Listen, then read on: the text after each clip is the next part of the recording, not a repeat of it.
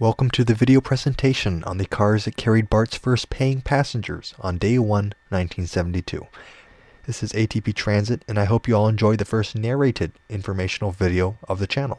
As stated by Carl Koenig in Often Running, following VIP rides at 10 a.m. at 12 noon on September 11th, 1972, the world's newest rapid transit system opened its automatic doors and greeted its first revenue riders. Even though the trains were a few years late, thousands were waiting to ride. The Bay Area Rapid Transit District, or BART, was an immediate, overcrowded success. Starting with 8 short 2- and 3-car trains, BART shuttled over 20,000 passengers between Fremont and MacArthur stations. The wide attention paid to BART, especially on its opening day, made it possible to track down almost every car in service, providing inspiration for this educational research project. To the best of all records I can analyze, from photographs to video to books and more, these are the cars rolling on BART's Day 1. The following 2 video clips from KPIX5 are used to show one additional source of information and to provide a vivid view of what BART was like 50 years ago. They are used in this video for research purposes, and the full video is available from a link in the description.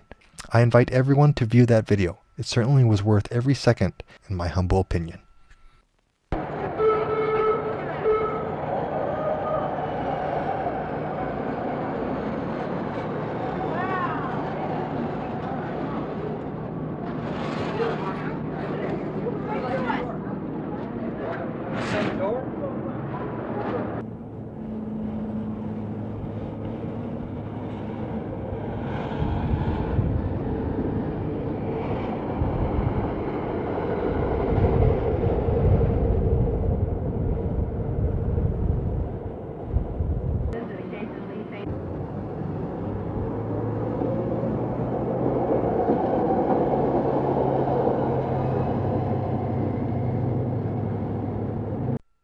From all these different sources and analysis, here is the consensus log.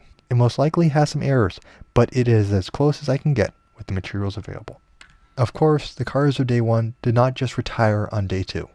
All of the aluminum body cars provided about 50 years of service for the Bay Area.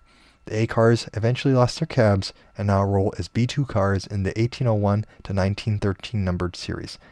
I have noted down every car's old and new number on this slide. Similarly, the 2 B cars of Day 1 are still around as B2 cars numbered 1504 and 1505, earning their keep like any other BART B2 car. Now, this part of the fleet is called the Legacy Fleet, and eventually most of them will meet their end with the scrapper. However, I hope a few of these may be preserved for future generations. Now you can contribute to this effort by donating to the Western Railway Museum's Rapid Transit History Center, a campaign to preserve a few historical BART Legacy Fleet cars. I thought it would be most fitting to examine a random car, in this case, A Car 118. A Car 118 was built in 1972. Its first day in revenue service was, of course, Day 1. Shortly after entering service, it was the rear car on the train named the Fremont Flyer, in which the lead car, A Car 143, overshot the end of the track, blasted through the sand pile, and landed about a dozen feet down into the parking lot at Fremont Station. By 1980, A Car 118 was converted into a B car, numbered 824. Car 824 ran until about 2001, in which it was rebuilt into a B2 car, numbered 1824. It is still around as of spring 2022. To wrap this video up, thank you for watching and learning about a shining moment in the history of the BART Legacy Fleet. As stated by Koenig, this was a time when B cars were almost non-existent, and the curious came to see what their taxes had purchased, a time that is never to be repeated, the birth of a railroad. This slide shows the sources I used to track down every car on Day 1. This work was simply not possible without these kind people and their collections. Thank you. Stay tuned for more interesting BART videos on ATP Transit, including a history of the Legacy Fleet and of the BART Model Railroad.